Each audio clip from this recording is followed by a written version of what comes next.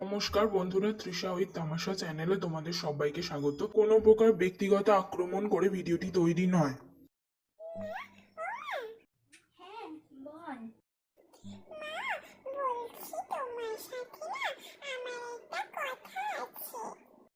সেটা তো বুঝতেই পেরেছি মা, আমার কিন্তু বাইরে অনেক কাজ পড়ে আছে। তুমি বলো কি বলতে চাইছো?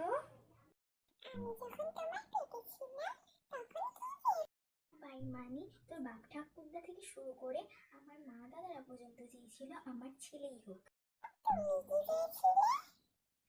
আমি চেয়েছিলাম 10 মাস যাকে পেটে ধরলাম সে ছেলে হোক বা মেয়ে, সে যেন মানুষের মতো অবশ্য পাড়া প্রতিবেশীরা পিন করে বলেও ছিল মেয়ে হয়েছে। অবশ্য মেয়েরাই তো এখন কার যুগে বাবা মাকে দেখে, ছেলেরা তো আর দেখে না। মেয়েরা এখন প্লেন চালাচ্ছে। তো মেয়ে হয়েছে হয়েছে, আর 6 মাস পর আরেকটা বাচ্চা নিয়েও দেখবে সেটা ছেলেই হবে, আর ছেলে মেয়ে দুজনেই সাজন্ত।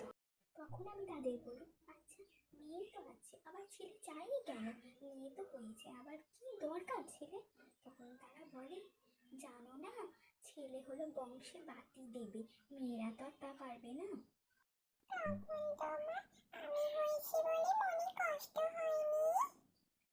বোকামি, তোর ওই নিষ্পাপ ফুটফুটে মুখের হাসি দেখে কেউ খুশি না হয় থাকতে পারে, কষ্ট পাবো কেন?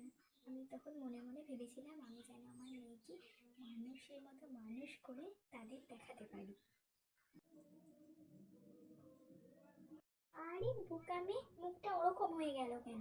তোমায় বললাম না তোমাকে মানুষ হতে হবে, তোমাকে পড়াশোনা শিখে ভালো মানুষ হয়ে তাদেরকে যোগ্য জবাব দিয়ে দেখাতে হবে, তাই না? আচ্ছা মা, তবে বলো প্রকৃত মানুষ হতে গেলে আমায় কি করতে হবে? প্রকৃত মানুষ হতে গেলে যে অনেক ত্যাগ স্বীকার করতে হয় রে মনে। নিজের স্বার্থ ত্যাগ করে অন্যের ভালো কথা ভাবতে হয়, প্রয়োজনে নিজে না খেয়ে অন্যের মুখে খাবার তুলে দিতে হবে। আর সব থেকে বড় কথা যেটা, কোনো মানুষকে বিপদে ফেলে চলে আসা উচিত না, তার বিপদ দেখলে তার পাশে দাঁড়ানো উচিত, তাকে বিপদে মুঠেও ঠেলে ফেলে চলে আসা যায়। যদি আমি পড়াশোনা করে টাকা নিয়ে আসি তখন? তাহলে আমার টাকা দিয়ে কি আর হাসি কেনা যায়? টাকা দিয়ে কি আর আনন্দ কেনা যায়? প্রকৃত মানুষ সেই যে অন্যের মুখে হাসি ফোটাতে পারে।